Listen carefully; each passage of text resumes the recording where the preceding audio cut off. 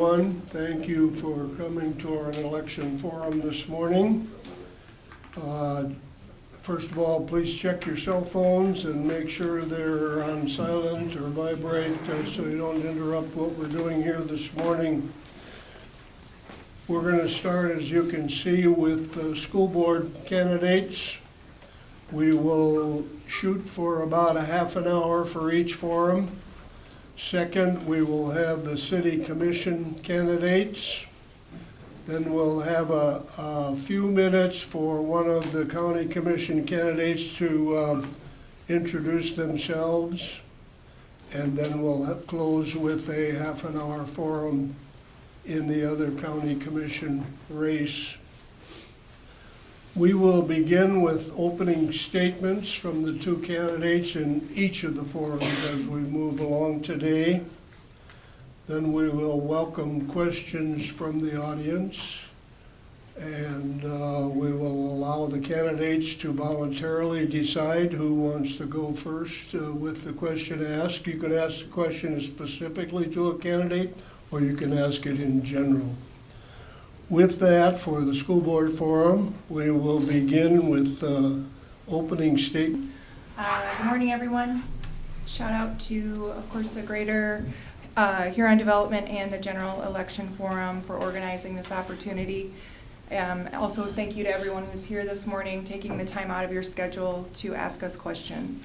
I am grateful for the chance to visit with constituents of the Huron School District as I continue my commitment to the school board. My name is Shelly Simmonsma, for those of you who don't know me. I've been in the district since 2013, and I have had the honor of serving on the school board for 9 of those years. I have lived with my partner here in town, and we have raised all 6 of our children in the Huron School District. Like many families here, we entrusted the Huron schools with what mattered most to us. Today, we are proud parents of college graduates, technical school graduates, and young adults equipped with strong work ethic and real-world readiness skills. This success we credit in large part to the education and opportunities, as well as the values that they gained right here in Huron. Soon we will entrust this district with our grandchildren as well. I firmly believe that our children are our greatest asset.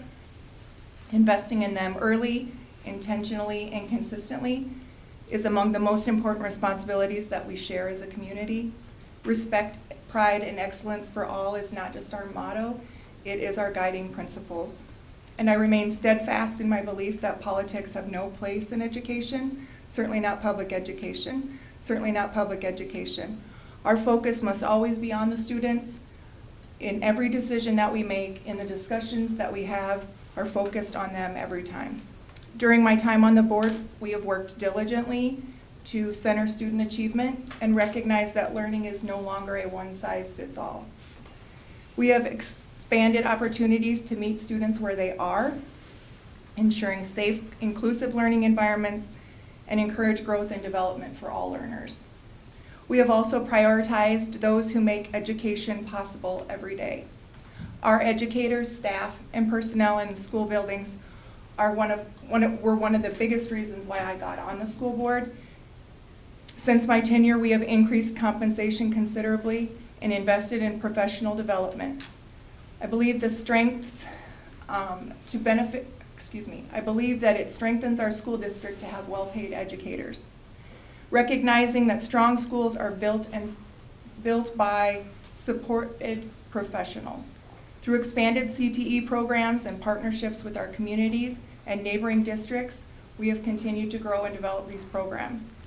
Through innovative work at McKinley Learning Center continues as we are showing support for special education, English learners. We also give a lot of attention to intervention, credit recovery, and summer programs. Investing in a focused investment on improving attendance, credit completion, and graduation rates. We are not lowering the bar, we are helping all students get over it. We continue to improve on our facilities, expand technology access, and seek creative ways to generate resources for the district. While the past year has brought significant financial and some political challenges, I believe we are righting the ship and moving forward with a thoughtful, responsible plan for the future. My experience on the board has given me a deep understanding of where we have been and a clear vision of where we must go. It will take steady leadership, careful decision-making, and unwavering commitment to guide our district through these challenging times, and I'm ready to continue this work. Thank you. Thank you, and we will hear from Sarah Myros. You have to turn the middle button. Hey, there we go. There she is. Okay. Good morning, everyone. My name is Sarah Myros. I'm very excited to be here. My caffeine hasn't kicked in yet, so it might not be showing, but I promise you. I will have lived in Huron for 3 years as of this July, and will have been in South Dakota for 10 years as of August. And the entire time that I have been in the state, I have been, if not educating myself, then educating others. I am faculty with Northern State. I live and teach in Huron at the Huron Community Campus. Shout out Doug Peets, hi. I've been very fortunate to have, pretty much since someone first asked me, what do you want to be when you grow up, to have known that I wanted to be an educator because I wanted to make a real difference in the lives of young people, at whatever level they're at, wherever I'm fortunate enough to meet them at. There are many ways to the top of the mountain, and it's been the biggest honor of my life to be some of these students' Sherpa for a time, if we can use that metaphor. My main deciding factor in running for school board is that I believe very firmly that among the voting members of the board, we need an educator's voice. Someone to always keep us in line with the fail-safe litmus test of, is it good for students and is it fair to teachers? And as someone who is actively working in a classroom right now, I see some of my students in this very room. So, hey guys, good to see you. I'm surprised you're up this early on a Saturday. But I think we need to have someone whose voice is always going to be keeping that very simple test at the forefront of all of our decision making, making sure that, and I'm not coming here pretending to be some kind of hotshot financial analyst. There's a lot that I don't know, but there is nothing that I'm afraid to learn more about. I'm not afraid of my areas of ignorance. I'm not afraid of my inexperience in this arena. In fact, I think those are probably some of my greatest strengths. Knowing that there's a lot I don't know enables me to ask better questions. It makes me unafraid to ask the harder questions. And I'm very comfortable saying no when I am unsure of how something is going to be good for students or be fair to teachers. And I don't, making sure I say this as politely and professionally as possible, I don't believe in making decisions just because that's the way things have always been done. There's a lot with our financial situation right now that was unavoidable, to be sure, but there are things that could have been avoided. I think would have benefited from having a fresh set of eyes on those decisions. And it is my great hope that I could earn your vote to be able to be that fresh set of eyes. And if not me, then I hope I certainly inspire other educators in the district to put their foot forward to make a real difference for our students on the day-to-day basis. I don't know if that was 3 minutes, but it felt like 20. Thank you. We are ready for your questions. Who would like to ask the first question this morning? Don't be bashful. Anybody? Sure. Please come to the podium, state your name and where you live, and then you can direct your question at one of the candidates or just ask it in general. I'm Barb Bladorn. I live here in town for over 60 years. So I've sent 2 children through kindergarten on through high school and been connected with the school system for a while that way. My question is to both of the candidates, with the change of lower enrollment and some state funding and federal funding being cut, how do you plan on meeting the needs of the district? Thank you. Who would like to start?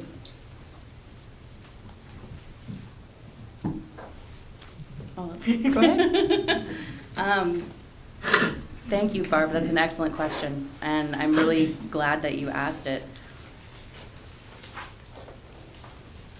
For me, I think it's most essential that we take avenues of proactivity rather than reactivity. I have been attending school board meetings for the past a little over a year now, and I worry that not all of our fixes are as proactive as they could be.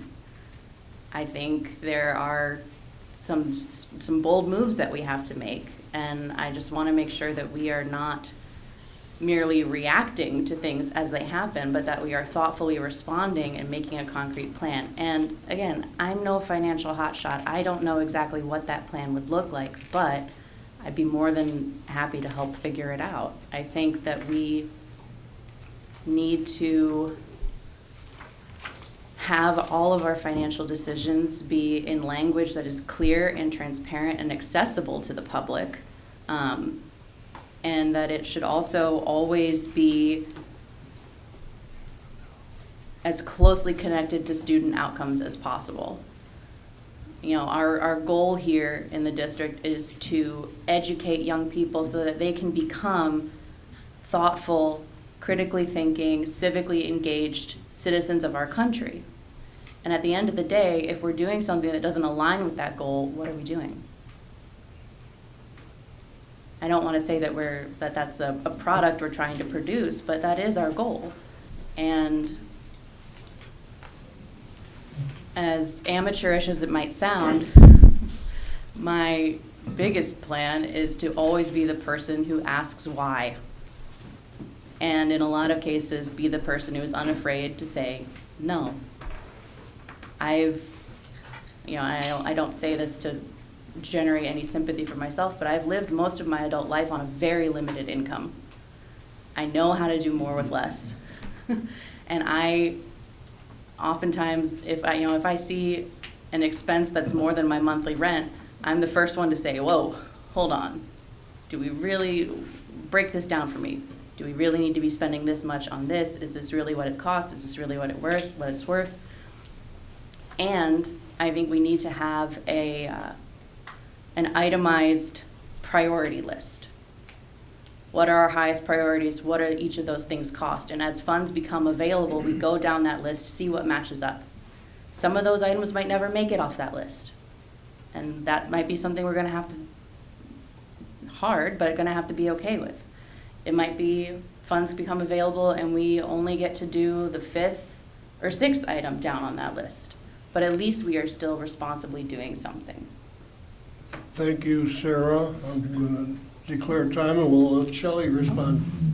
Okay, well, 60 years, you know that the dollar is darn near the penny anymore. It doesn't stretch as far as it certainly used to. I think balancing fiscal responsibility, investing in teachers and staff, continuing our student programs, that all is going to require discipline, clarity of purpose. We have the lists. Unfortunately, you're right. There's a lot of them that don't ever get off the list.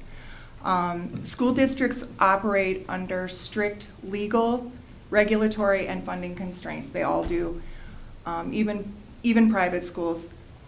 We're fortunate enough that we have a team in place that is always given very thoughtful decision and making those decisions, whether it's the strong understanding of where that flexibility exists, where we can move things and adjust things so that we can make sure that we're still investing in our teachers, make sure that we are still investing in our student programs, make sure that we are meeting all of students' needs.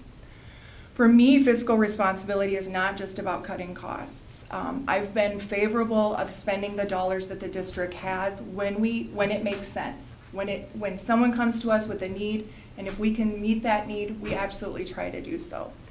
Aligning limited resources with the district's most critical priorities was a huge challenge this year, as you all know. We've probably all heard about it ad nauseum. It's very important, and it's not just school districts, it's households, it's businesses, it's small businesses in town. We're all struggling, we're all feeling the pinch. That means that we have to ensure that our greatest share of the budget still supports the classroom, which it does. 89% of our budget goes towards teacher, staff, and benefits. Strong educators in our school district are one of my, I guess has always been my main focus. That was one of the biggest reasons of getting on the school board initially. Staff pay has to stay high, benefits have to stay reasonable. Essential student programs and services for our students need to continue to succeed, and while also examining operational efficiencies and long-term fiscal sustainability. Prioritization, of course, comes first. We have to make realistic investments. We have to be very strategic and use the data to try to help us find the right outcome for each of our buildings. That may mean phasing out initiatives. You're right. We have to revisit practices that might no longer be effective, and we have to make difficult decisions on some trade-offs on different projects that we were already working on, already in progress. Maybe things have to back off. So the greatest impact, of course, has to be for our students and staff, and we try to keep that in careful focus, and we will continue to do so. Thank you. Who would like, there's some chairs here, first several rows, if you'd like to come and sit down. Okay. Who would like to ask the next question of the two candidates? Anybody? Here comes a volunteer. Be nice. Hi, I'm Doug, 1538 Wisconsin here in Huron. Huron Public is a major employer within our community, both with educators and other staff that is involved in that. How do you see that continuing to play in the Huron community, and then take that to a bigger scope, not just Huron community, the city of, county of, since a lot of funds that come from the county, and how do we continue to be that leader in our community as far as education is concerned? Thank you. So you're looking at me to go first. Okay. Well, obviously, yes, Huron is a very large employer, and that's very important to us. We're proud of that fact. I think, and I think this, I travel for work. I get to see a lot of the struggles in different, especially small communities. Part of the business that I work with is rural communities as well, and seeing how they struggle to continue to promote small businesses, continue to have funding for housing and housing projects, making sure that people have safe places to live and work. We want to continue to obviously provide an establishment where teachers can be proud not only to come to work, where our teachers can be our students can be well educated. So we want people to continue to want to move from Virginia, from other states to come in here and want to live here and work. And so we have to continue to provide high-paying jobs, safe jobs, jobs that people want to continue to do for long periods of time. We would love for people to come here and bring their families, bring their extended families, and continue to grow and develop here and support our school district. We're going to continue to, again, focus on teacher pay. Obviously, the blue ribbon, the funding formulas make it very difficult for us to go outside of some of those boundaries, and when the district, of course, is losing enrollment, we have to take a hard look at that, of what we can do to help promote and keep people in our district, stay here, and continue to feel safe and be able to go to school and have their children learn. So this year's been especially challenging. I mean, I think we got hit from a lot of different sides, and so unfortunately we did lose enrollment, but we understand that there's things that we have to look at as a district, but we are doing those things, and I guess we want to continue to work with our CTE, building and developing houses, and looking and exploring other ways that maybe we can work with the community to do that, to provide affordable housing. We're going to, as a district, we're going to try to continue to be creative and still grow. Thank you. Go ahead, Sarah. Thank you for that question, Doug. It's excellent, and thank you, Shelley, for a very thorough answer. I agree with you on a lot of things from your answer. I especially think that, one of the benefits I have of my position at Huron Community Campus is that I work with a lot of dual credit students. So I think that, I would be very interested in exploring potential partnerships, especially to expand CTE, Career and Technical Education, potential partnerships with Mitchell Tech, Lake Area Tech. If there's things that we already have going, are there ways that we can do more? Are there ways that we can further branch out within our community? I know one great program that we have is the one that where the students work with Greater Huron Development Corporation to build a house every year. And I think that's incredible. Can we build more than one house? Is that possible? And maybe in addition to building a new house, can we look at revitalizing some of the properties that already exist? Because it's one thing to build a house from scratch, but it's a totally different skill set to be able to walk into a property that already exists, identify problems, and find solutions for them. And that's most likely what students in that field are going to be walking into as professional contractors, properties that already exist and need restoration. Are there things that we can explore within our own community to revamp what already exists, to have clear community ties? And I know that this is not a partisan position on the school board, but I do think we also need to recognize the fact that public education is inherently political. It is not separate from politics at all. The fact that we have public education is a political fact. I mean, our founding fathers knew it. All of our presidents have known it. And I hope everyone in this room knows it too. The fact that I'm able to even have a master's degree is a political thing. But to look honestly at the political situation in our state, in our country, in our county, to recognize that perhaps some of the reason why enrollment has been dropping is because we have a very diverse population and there is an immigration enforcement presence in our state. I think we have to be honest about that. What can we do as a district to support the most vulnerable people in our community? Because they deserve an education too. They deserve a good future and job security as well. Thank you. Thank you. Do we have another question from the audience?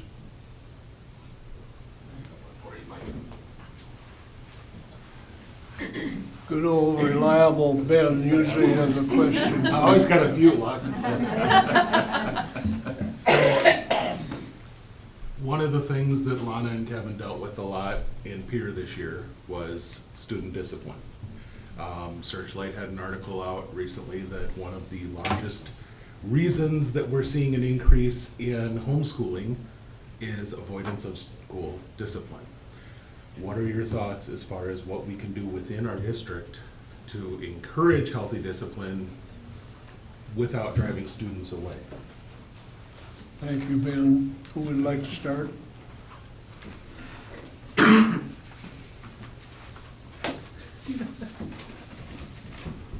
That's a great question, and it's a hard question to answer.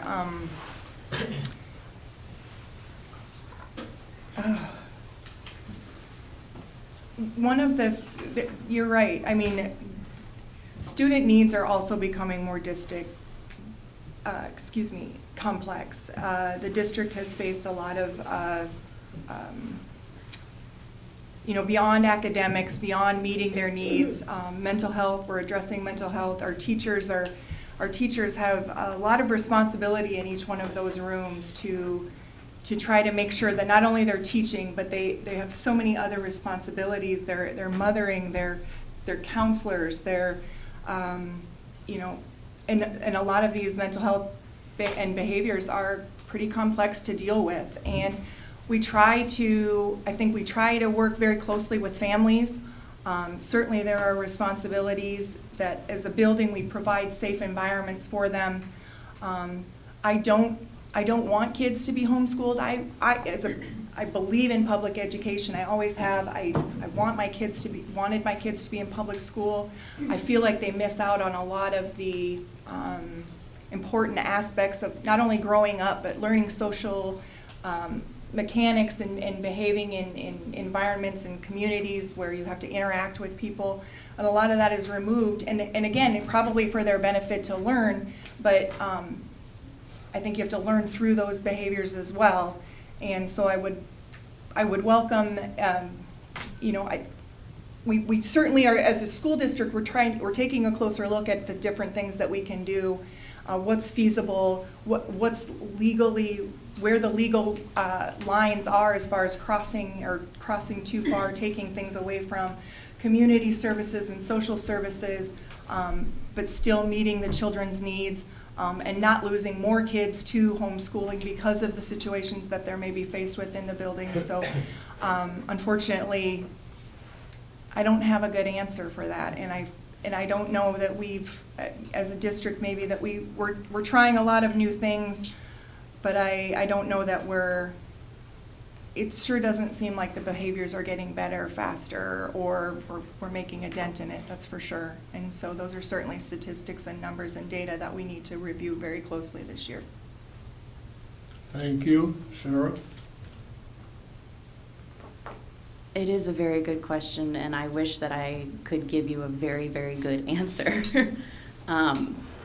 Because when we boil it down, when we get down to the brass tacks of it, a lot of behavioral issues, at least in my experience in the classroom, behavioral issues are usually young people trying to assert themselves in what they often feel is a power struggle. And you're growing up, you're trying to figure out who you are, we're trying to test boundaries to figure out what's safe, what's not safe.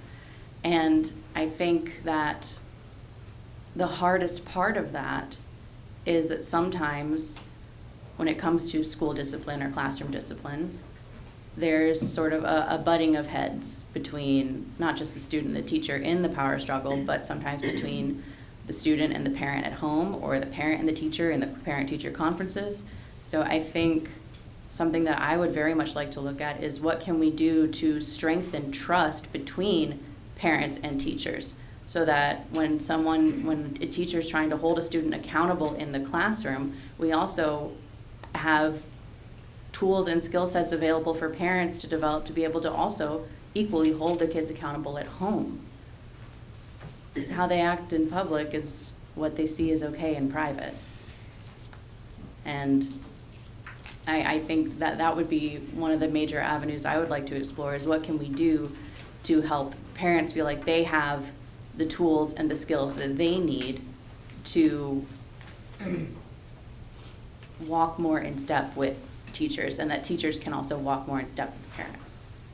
Is that, it truly does take a village, and I think we need to make sure that everyone in our village has the tools they need to be a strong villager.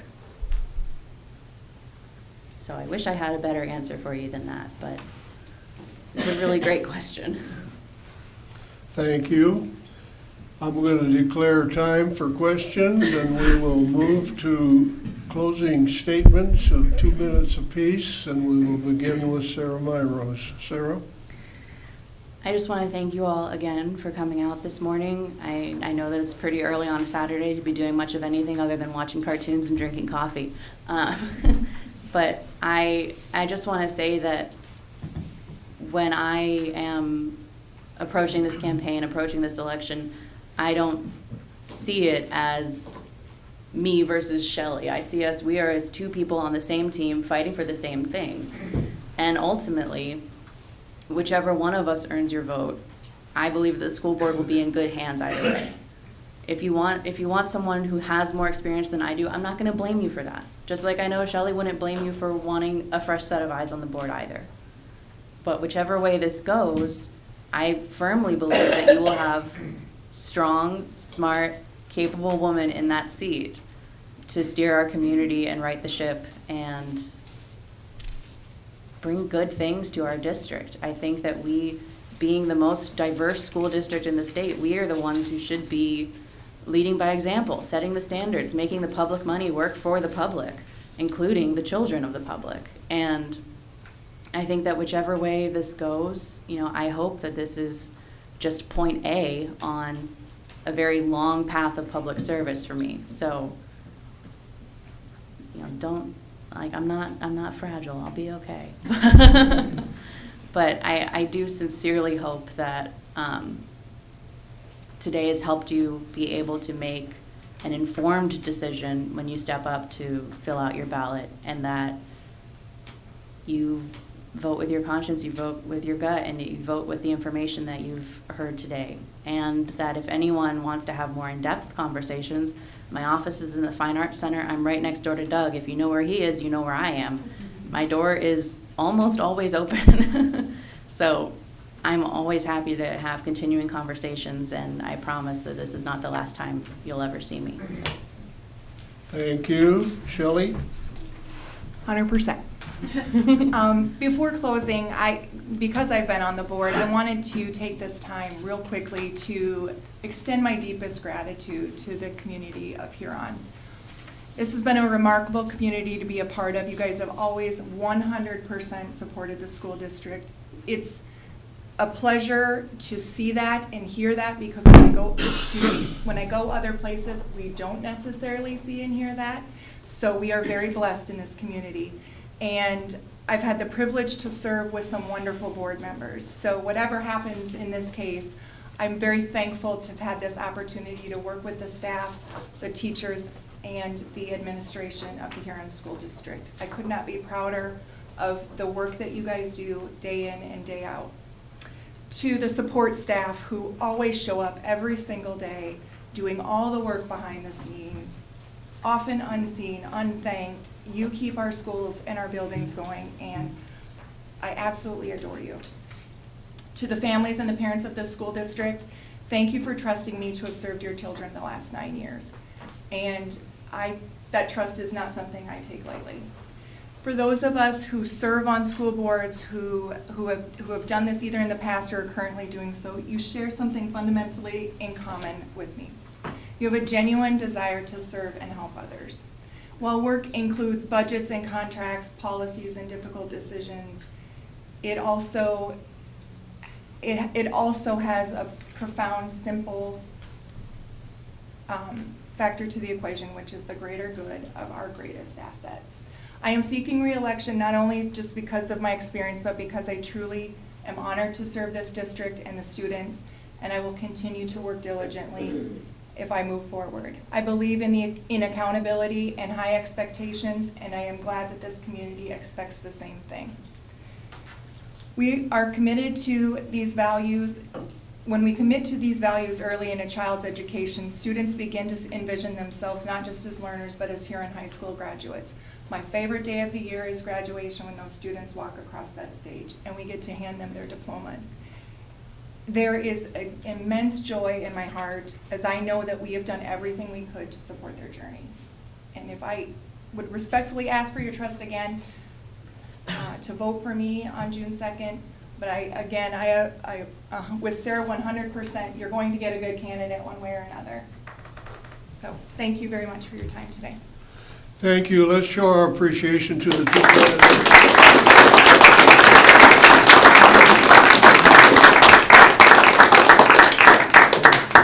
We will take a couple minutes here to shift to the city commission race, and if those candidates would come forward. Thank you, sir.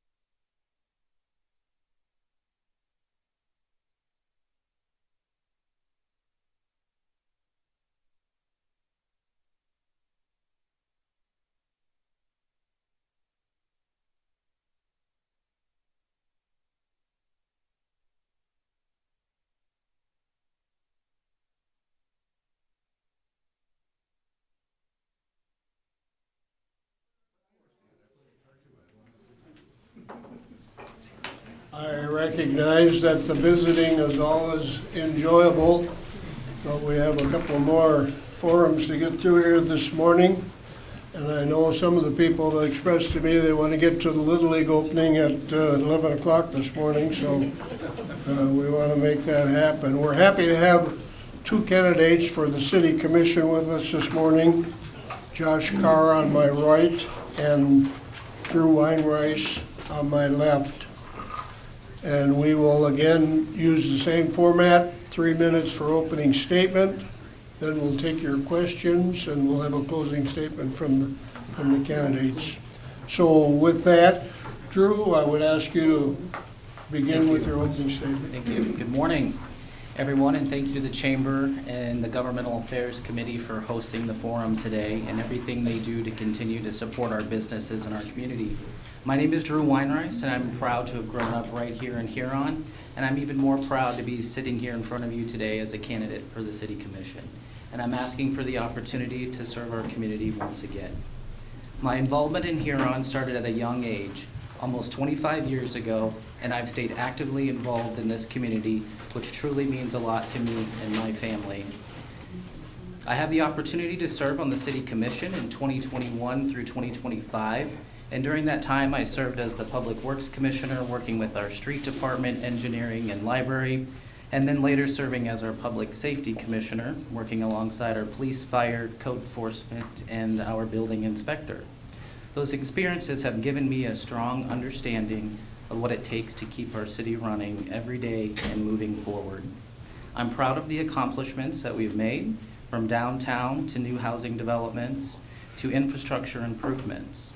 Professionally, I've spent the last 14 years working at Dakota Land Federal Credit Union, where I serve as the Senior Vice President of Member Services. This past year, I started a rental property company where I provide affordable housing options. I stay involved in our community, serving as President of the Board of Directors for the Center for Independence, serve on the Center for Independence Foundation Board, the Community Improvement Committee, the Huron Community Campus Board, the Beetle County Humane Society, and the Chamber Ambassador.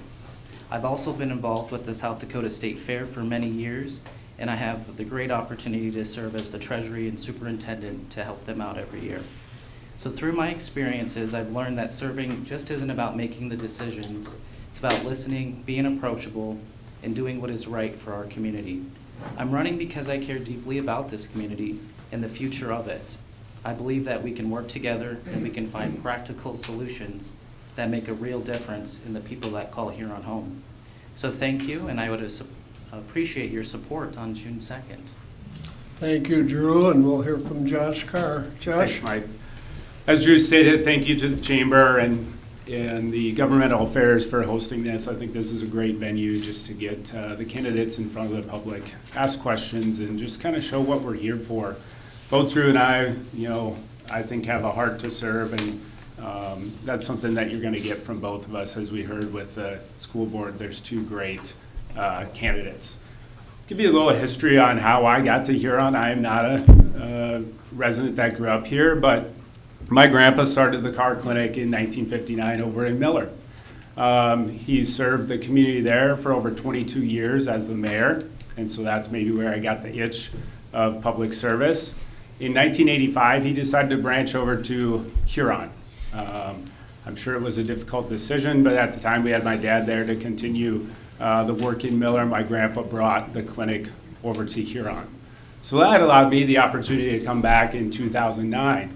I've lived here ever since, so 17 plus years, I think. Raised a family here. Have a wife who's been highly involved in the community as well. She's served on numerous boards. When I initially came to Huron, my profession was really where I felt service was oriented. So I jumped on the South Dakota Chiropractic Association board, became president of that, served as past president, and currently still serve as the national delegate for South Dakota at the national level for chiropractors. With that, though, I did have a big career change over the last year. I'm sure some of you have seen that. I'm now with Edward Jones as a financial advisor. And I didn't want to make a big career change be an excuse on why I didn't want to run. Like I said, I've been here for 17 years and felt I know the community. With that being said, I'm committed to the support and growth that this community has seen, and that's really why I felt it was the time to run. Huron is in what I believe a growth mode right now. We have a great downtown that I want to continue to make sure that we push that as we move onward to the south over the next couple of years. We have the diversity that I think is a huge growth in our community, not only in our schools, but in our community as well, and making sure that we push into that and make sure they're highly involved in our community. As we've talked earlier about the schools, I think we are seeing growth in that as well, maybe not in enrollment, but in the programs that we have to offer and stepping alongside the Huron School District as well. With all that being said, though, I want to make sure that we hold on to the history of Huron. The history of Huron, as far as I know, and some of you know even better than me, we have the railroad, which is a big history of Huron, and then we also have our blue-collar workforce, and making sure that we step alongside that history and growth at the same time. Thank you. Thank you. We are ready for your questions now. Who would like to ask the first question? Here comes the gentleman right off the bat. Thank you, Mike. Kevin Van Diepen from Huron, State Representative. Question pertains to House Bill 1245 that passed for the legislature and was signed by the governor this year. It allows municipalities to increase sales tax 1% to fund a capital project prior to it being taken on. Instead of financing it, they collect sales tax up front. I'd like to know where you guys stand on implementing that in the city of Huron. Thank you, and we're going to respond on a voluntary basis, so you make up your mind who's going to go first here. I'll start first, and then we can kind of go back and forth there. Good. So thank you, Representative Van Diepen, for that question. And so I would be very hesitant on raising any taxes in our community. I think we would use other avenues first to try to get that capital project completed. There's other avenues that we could look at. Obviously, we need to be more fiscal responsible. So I wouldn't immediately look at increasing taxes because I don't think that would be the best first course of action in raising those funds. So I'd look at other opportunities that we maybe have within the city and within our wheel frame there, but I wouldn't be my first option is to increase taxes on our citizens.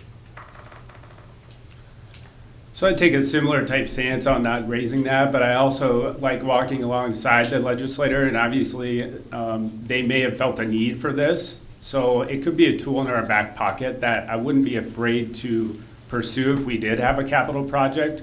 But I believe right now our city financially is in a good position.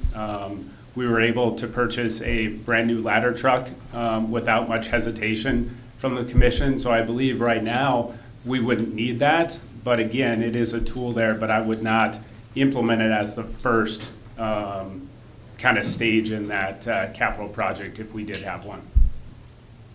Thank you. Who would like to ask the next question? Anybody?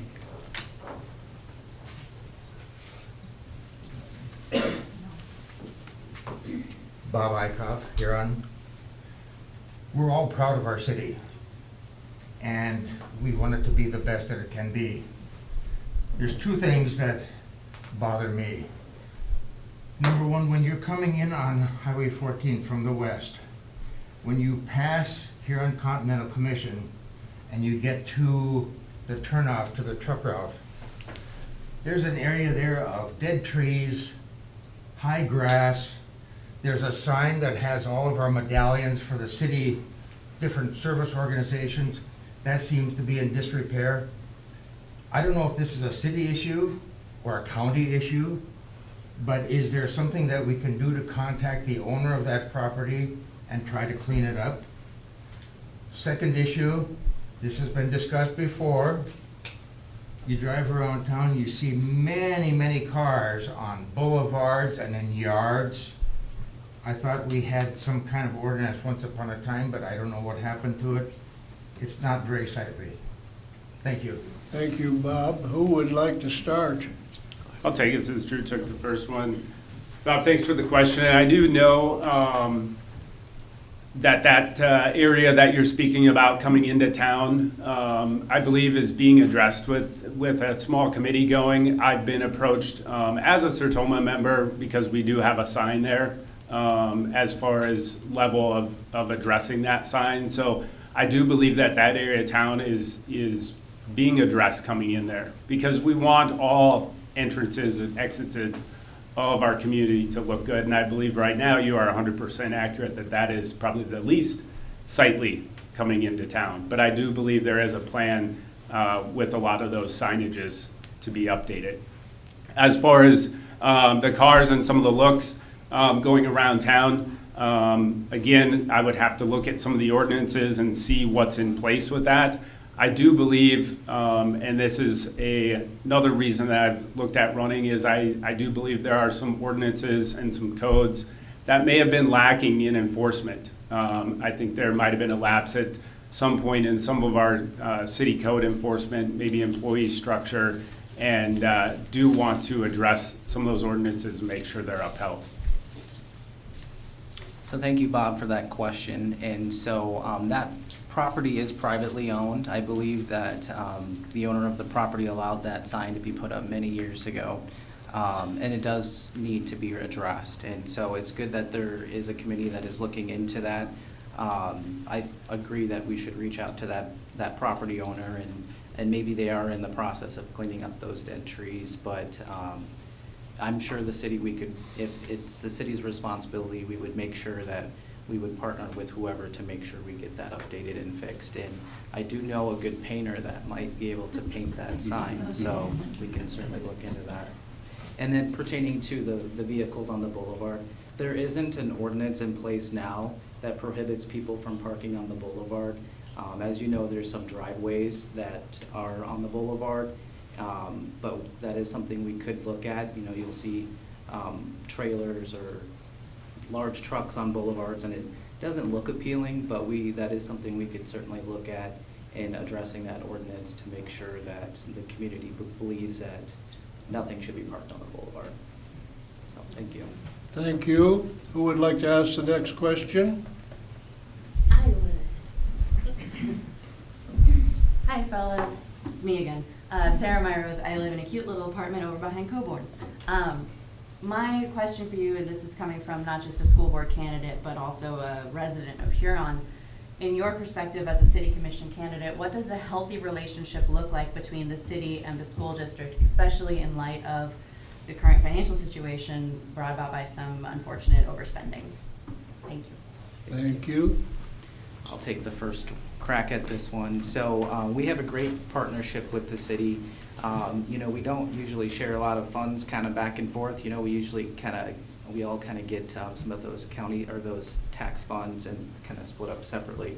However, we do have a great partnership with them. You know, we've worked closely with them in certain situations, and we'll partner with them. For one instance, when I was on the commission and we went through that derecho storm, working with the school to be able to find a drop location, which Dr. Steinhoff was very open to allowing us to use the arena parking lot. So that was our initial drop spot. And working with the city or the school staff as well, it was just freshly paved. So I'm sure it was a little like, oh, we're gonna have any damage to this lot, but we really appreciate the partnership with the school. There's always room where we can continue to grow. You know, we offer support through our SRO in the school. We have a couple of them that assist in there. So there is some partnerships. Obviously, there's always room that we can continue to grow. But I don't know about, you know, I can't speak on their financial situation, nor if the city would ever get involved in any sort of funding of that nature. But we can certainly partner together in areas that make sense. Yeah, so financially, I think to kind of hit that off the bat, there's different funding structures that come into play to the school district and to the city. So I don't think there's really much kind of conglomeration we can work in that instance, unless either would be in dire straits. I don't see any real work together with that. But as far as just stepping alongside, I go back to the school. Our school is probably, if not the top school, one of the top schools in addressing the diversity issue when we had the ethnic population come into town. And Terry Nebelsack and Craig Steinhoff have done an amazing job, and Sioux Falls has looked at us at how we've done that. So I think working alongside the school to bring that positivity of diversity into the community. So I would approach the school board and steal some of their thoughts. How do we get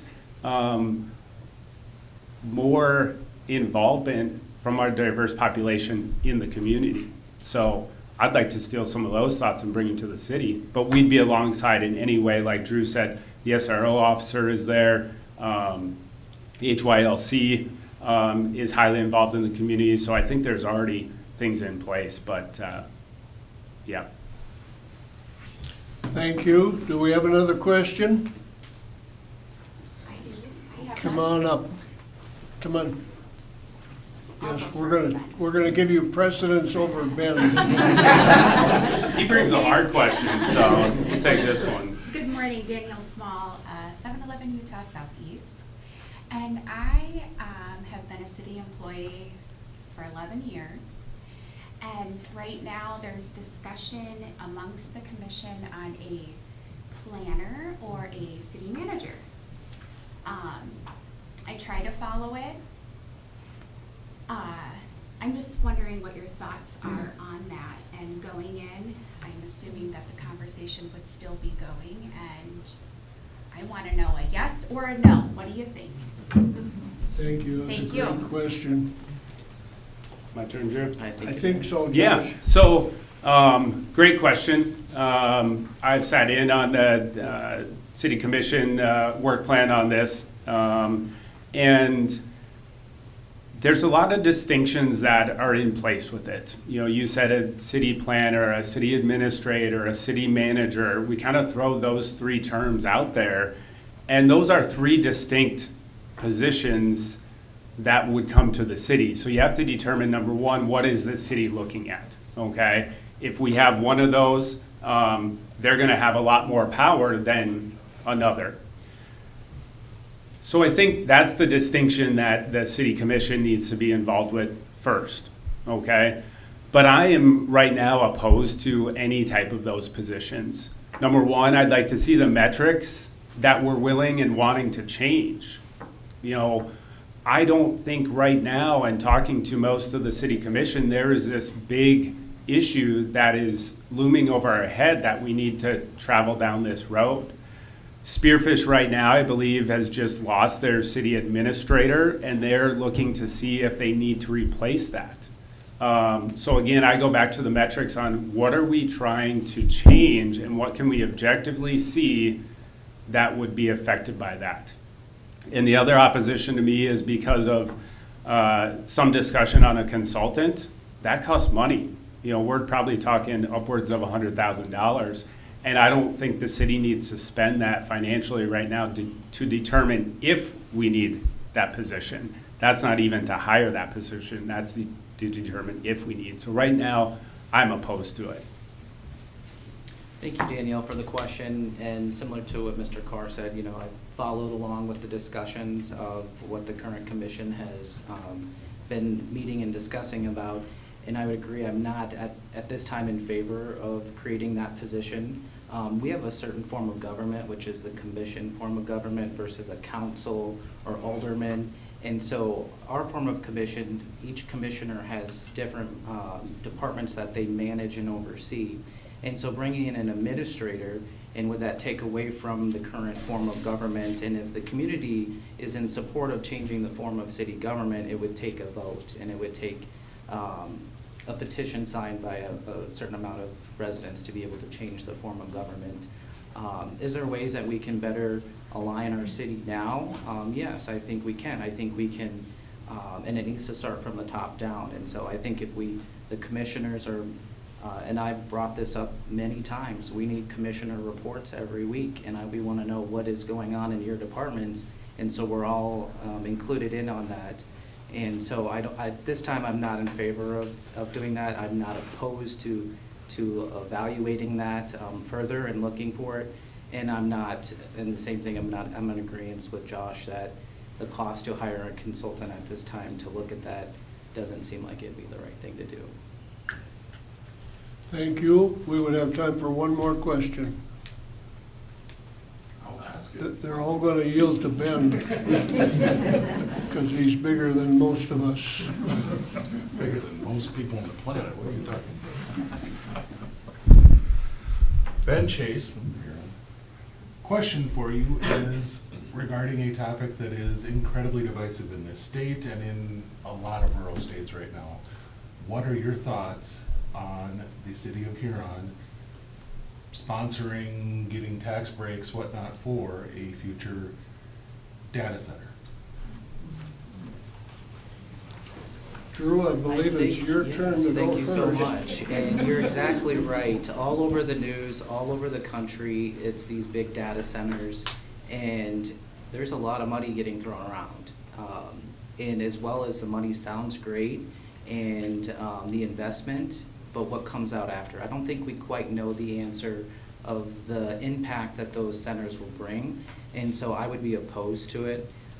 Again, I would obviously listen to all of the facts and review it, but just looking from the outside now and all of the impact that it would bring, I don't think it outweighs the potential of the negative impact that it may bring. So I would, as Drew said earlier, the city commission is commission-based, and we're overseeing the city.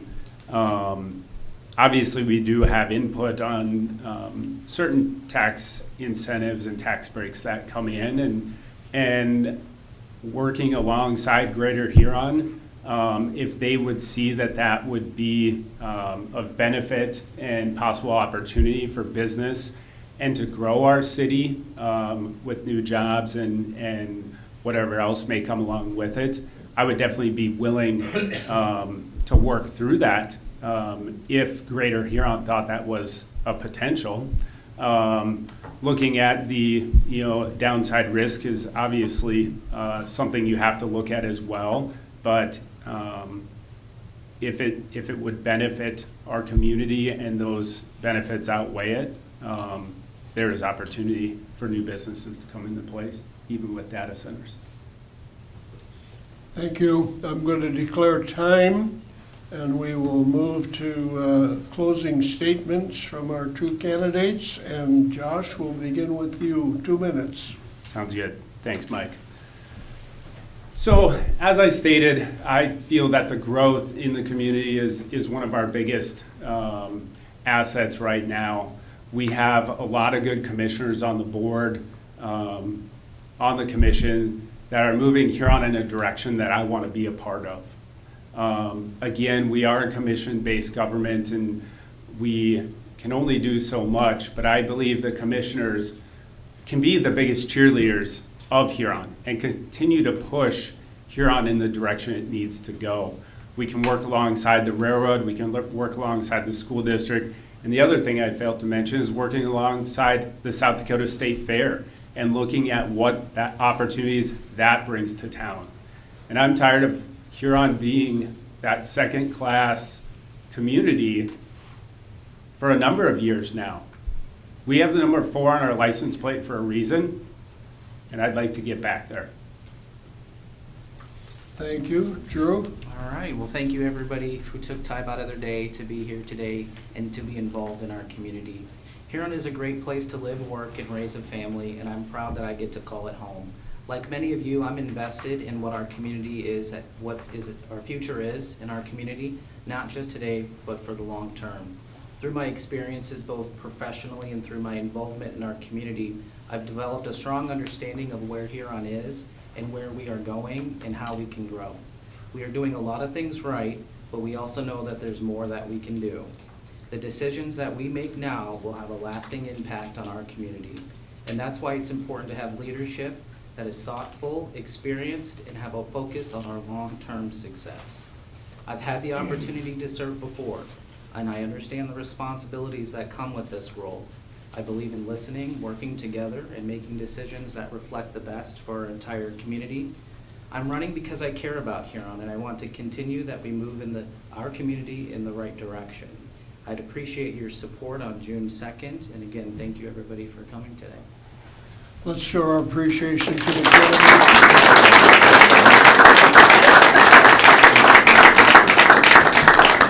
Thank you, Jeff. Thanks, Drew.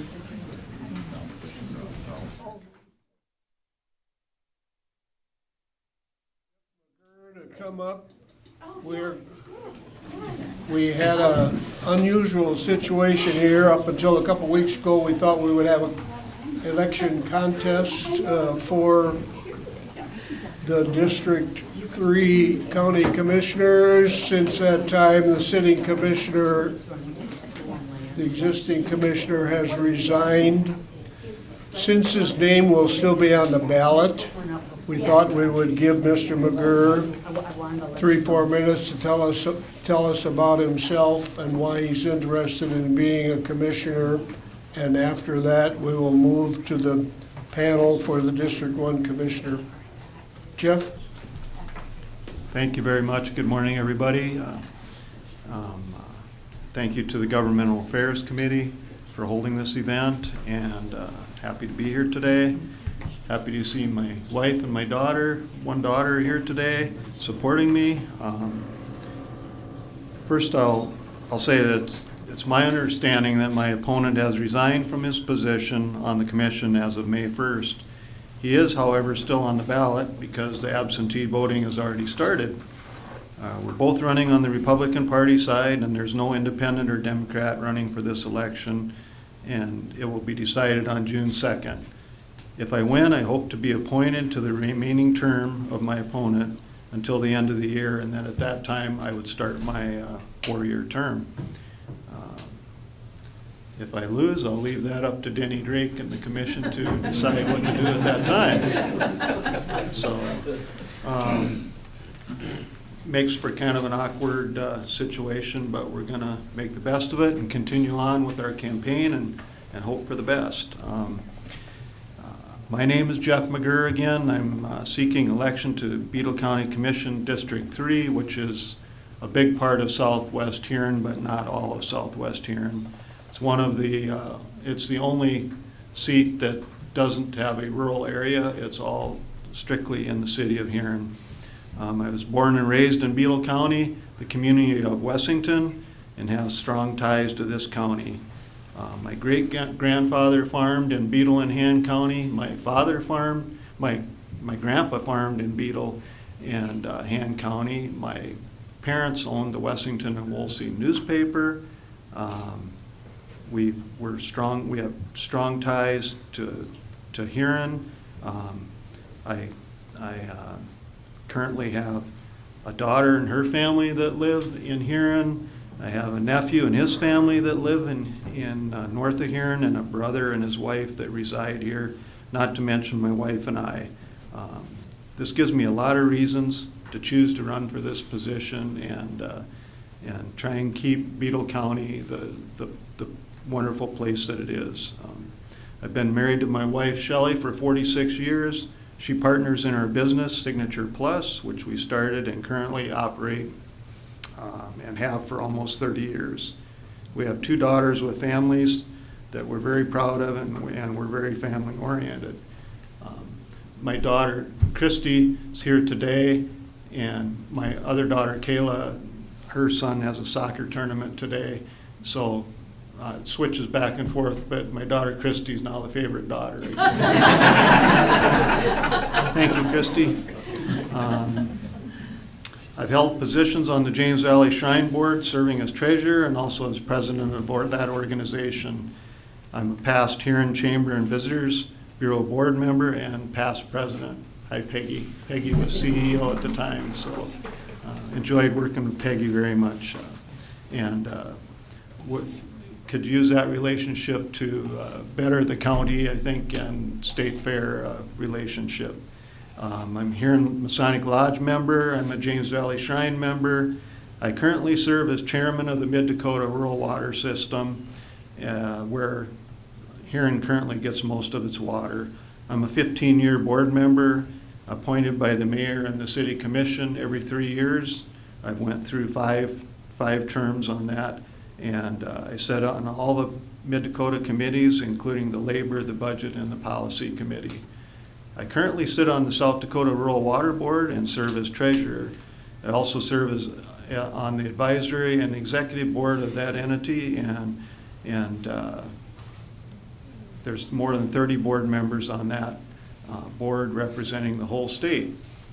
I also serve as part of a coalition that goes to Washington, D.C. every year and meets with Senator Rounds, Senator Thune, and Congressman Dusty Johnson to lobby for rural water and economic projects throughout the state of South Dakota. I want to be your next commissioner. I'll listen, I'll show up, I'll do the work that's asked of me, and my goal would be responsible, effective leadership for Beetle County. And thank you all very much for the opportunity to talk to you today. So. Thank you, Jeff.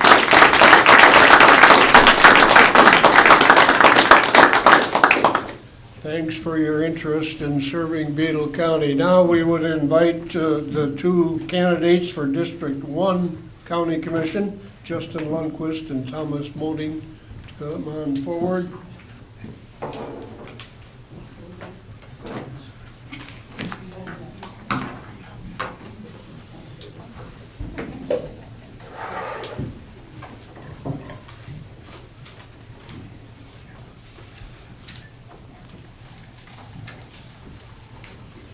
Same format we've followed for the other two. We will begin with a 3-minute opening statement from each of the candidates. Then we'll take your questions and close with a closing statement by each of the candidates again.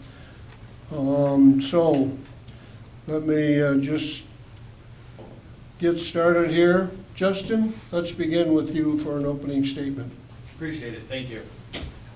Thank you again to the Governmental Affairs and the Chamber putting this on, give us a voice to tell you a little bit about who we are. Like I said, my name is Justin Lundquist. I was actually born and raised in Day County, Webster, South Dakota. Grew up on a family farm there. My dad started farming in the 80s, so anybody that's a farmer knows what it's like farming in the 80s. We grew up pretty poor, so that was definitely helped me to get to where I am today. From there, moved to Yankton, South Dakota, did a little middle school, high school there, and actually ended up moving to Huron in 1998. So as a 2001 graduate of Huron High School. From there, college in Aberdeen, North State University, worked for Darrell Wasman post-college out at the Plains. Got to learn more about business from him, probably than I did during college in my business management process. So he was very nice. He included me in conversations with him and Paul Christian and Earl Norby. Got to have lunch with those guys a few times and just tried to be a sponge and absorb the different things they taught me or would talk about during those lunches. From there is really where I get into why I'm running for this. I work for Fastenal. I moved 5 times in 4 years for them, fixing stores, helping to decide what's the right processes for them to be efficient and to make money for the company. Ended up moving back to Huron. From there, I've been at True North Steel for on and off for about 12 years.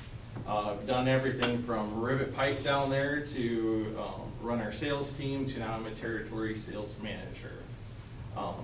And I think my experiences of dealing with different contractors along the way and negotiating those terms and just dealing with people is one of the reasons I want to run for this.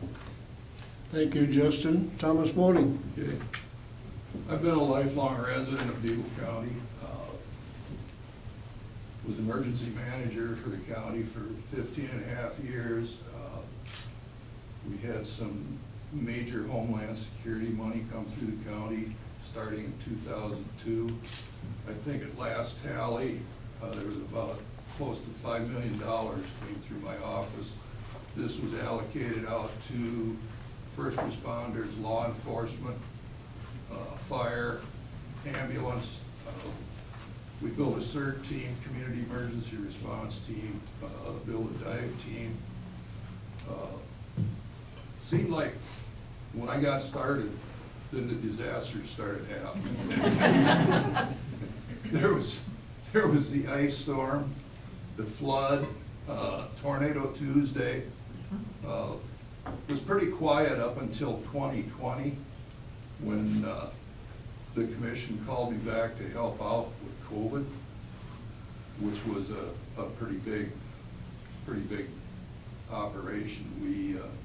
We instituted, along with Doug Ramsel and Scott Winiger, we got a test station going out the west side of here.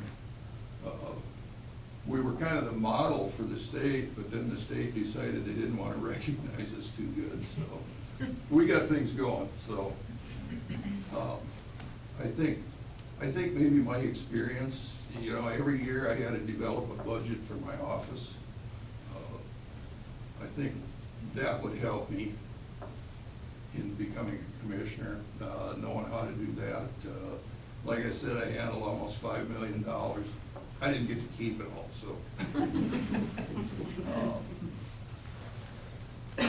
I guess I'm on the city council in Cavour. Been a trustee there for 2 or 3 years now. I was on it years ago, was the chairman of the board. I was the chairman of Faith Lutheran Church when we had a church in Cavour. I was the chairman on the Congregation Board of Emmanuel Lutheran for 1 or 2 terms. So I think my experience would help me quite a bit in being a commissioner. That, and my wife out there of almost 55 years, she hasn't kicked me out yet, so. Thank you both for those opening comments, and we will take a question from the audience. Yes, come on forward. Hi, Tim Van Berkom from Huron. In this past legislative session, the governor signed a bill allowing counties to implement a sales tax to do a shift from the property taxes. I guess I'd just like where you guys stand on this. Thank you. And you will respond in voluntary order, so whoever wants to go ahead, do so. Go ahead, Justin. You bet. So you said the bill is a shift in, from property taxes to the county? Well, it would allow counties to implement a sales tax too. Gotcha. So with my current position, I deal a lot with counties and townships. I know this finances, how a lot of counties struggle, and especially even the townships. I would honestly, one thing about me is I'm very honest. I would have to do some more research into that before I could give you a direct answer. And then talk, with my constituents and kind of get the feel of what people are looking for. Raising money is a hard thing. We just got rid of, the RAFE fund went away, which is a Rural Access and Infrastructure Fund. That allowed townships to do a lot of the work that they didn't normally have money for. It was an 80-20 split for them, so just not knowing for sure what that bill is, I would have to do some research on it, but there is a possibility. Go ahead. I'm kind of like Justin. I think I need to do a little more research on that. I think we need to be a little bit careful. At the risk of sounding paranoid, some of the stuff coming out of Pierre, remove the property tax, this and that. I'm not so sure that isn't a lead-in for state income tax. I don't know, but call me a conspiracy theorist. But like Justin said, I'd have to do some more research on it. I'd have to take a look at the county budget and see how that works out. What amount of sales tax would we have to put on to compensate for property tax? That's what it boils down to. Thank you. Who would like to ask the next question?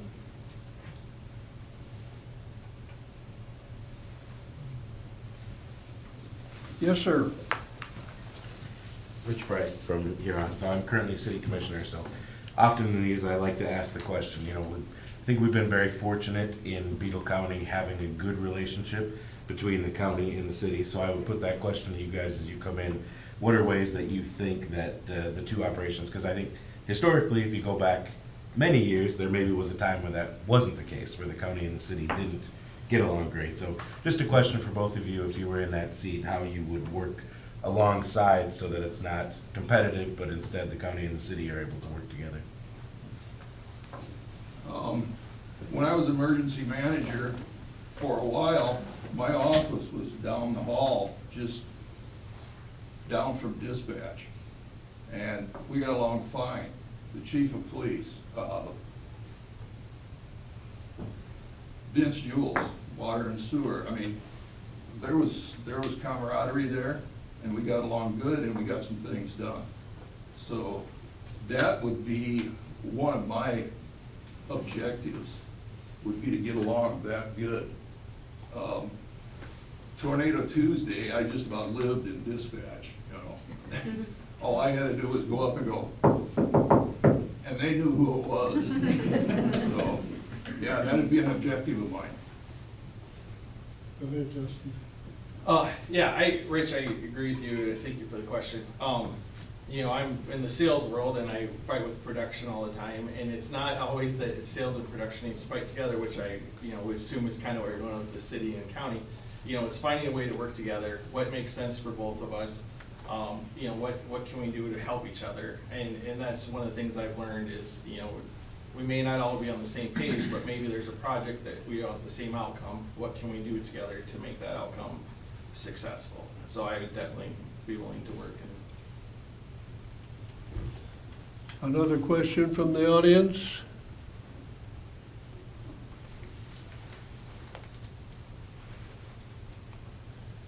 I'll ask one then. What do you see as the biggest challenge or something that needs to be changed as far as what's going on with Beetle County and how we operate and what we do? I'll go first on that. I can honestly say, I spend a lot of times at other counties. I've sat through lots of commission meetings, talked to a lot of highway superintendents. A lot of the things are the same which I'm sure are the same in Beetle County. My streets or my roads aren't plowed soon enough.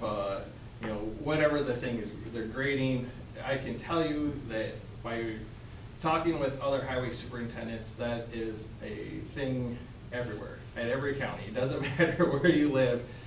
Somebody's road didn't get the snow plowed soon enough, somebody's road didn't get graded soon enough. Those are constant things that you'll always have. Maybe searching into doing a little bit more AI, there's some pretty cool technologies out there. We could say, hey, based off a snowstorm here, here's the most efficient routes to get the plows out. Here's the most efficient ways we can grade roads. Little things like that. Otherwise, for the most part, I truly feel our county is run very well. The past commissioners have done a great job, and just be more sitting back and experiencing what's going on, listening to my constituents, and then kind of making, if there is changes that needed to be made, make those going forwards. Thank you. Go ahead. I think there probably are some, I agree with Justin, there's probably some changes that need to be made. I've had a lot of people, I won't say complain, but bring it to my attention that during the winter, the roads need just a little bit more attention possibly. And he's correct, there's always gonna be people that complain, without a doubt. But overall, from what I've seen, that's, it maybe should have just a little bit more of attention. And there's always gonna be things that come up. In any governmental organization, there's gonna be things that come up that need attention. So, just, my theory is, if I'm elected, I'm on the board, I'm not gonna argue with anybody. We gotta get along. The more we get along, the more stuff we'll get done, the more we'll get accomplished. And that's for the benefit of the people of Beetle County, not just District 1. So I guess that's where I stand. Opportunity for another question from the audience. Barb Gladorn, resident of Huron, and I'm wondering, I get confused, and perhaps an explanation is needed of the ambulance service in this community. Does the ambulance from our hospital only go in the city limits, or what service do you have out in the rural parts of the county? I can speak to that, I think. Huron Ambulance takes care of the city of Huron, and they've also got a rural area that they respond to. Now, I'm not 100% sure. It used to be the same area that Huron Rural Fire responded to. I don't know if that's still the case. I can't answer that. Wolsey has an ambulance service. They've got an area they cover, and Iroquois has an ambulance service, and they've got an area they cover. But I've already seen 2 ambulances dispatched to one incident, so one from Huron, one from Iroquois. So I think the dispatchers are probably taking a look at who might be the closest. And it depends on, if it's a heart attack, you're gonna want somebody that's the closest, because minutes count in a heart attack. So I guess that's about what I know as far as your question goes. Yeah, and I guess I don't know, I can honestly say that what that area is. I do know, that rural ambulances are really struggling, especially smaller towns to have an ambulance in there, and maybe that is something that, you know, we can take a look at. You know, my grandma's 85 years old and she lives in Webster, and there's possibly losing their ambulance service. So that would have to come from an hour away, either Aberdeen or Watertown, and they're very worried about that. So that is definitely something, you know, if that's a concern that we should be looking at proactively to make sure we don't lose those services that can provide those to those smaller communities. If I may just Go ahead. make one quick statement here. I believe Huron Ambulance is pretty viable. I think they've got a good thing going. Wolsey, they've had an ambulance now for maybe 5-6 years, and it's fairly viable. Iroquois is fairly viable too.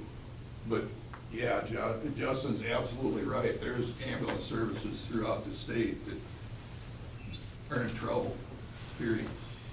They can't find people to work them. We would have time for one more question if somebody has it. Last call. Okay, we're gonna move on to closing statements, and Thomas Moody, we're gonna start with you. Okay, I'd like to thank everybody for coming today. Thanks to the chamber. I appreciate the opportunity to be able to sit up here and answer questions, and hopefully I answered some correctly for you.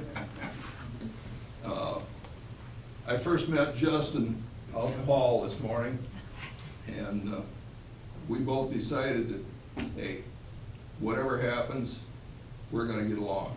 So that's the way it's gotta be. There's too much fighting going on, as far as I'm concerned. So, I guess we'll see what happens June the 2nd, you know. One thing, I was a firefighter for 35 years. I was a combat medic in the 153rd.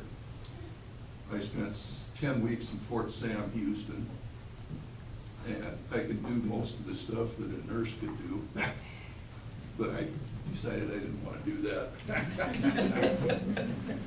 But that's my background into being able to answer your question about the ambulances. Now, one other thing, getting to response, is they've got an automatic mutual aid going here now. So if Huron has a fire, probably Cavor is gonna get called automatically. So they're covering just a little bit better. And again, I thank you all for coming, and I appreciate the questions, appreciate the chamber. Appreciate meeting you, Justin. Yep. Thank you. You too, Tom, thank you. I agree with Tom, yeah, we talked about a little finger incident, and as long as we do what's best for our county. Table saw. Or table saw. So a little bit, just to kind of tell you a little bit more. So I learned early on from my mom and dad the importance of serving and giving back to your community. Both my parents served either locally with township boards, or my mom at FSA, or it used to be the ASCS office. They always told me that if you can help out your community, you need to do the best you can. I've kind of always had a servant's heart through my different jobs and careers. They've given me the tools, I think, that will help me be successful, whether it's for managing people, dealing with employees, farming or ranching with my family, negotiating contracts, understanding terms and conditions and some of the contracts you get, just to jumping in tractor, helping out. I feel like all my experiences can help me. I'm currently on the Ringneck Festival Committee with Brianna, and she's smiling over there, and the MS Society are two of the boards I'm currently on.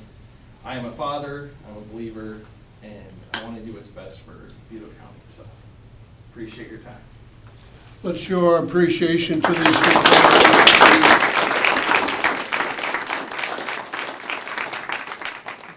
Thank you for coming this morning. A couple of announcements. First of all, I want to recognize the Huron Plainsman and the Huron Radio. You can view this on the Huron, South Dakota YouTube channel if you want to tell other people.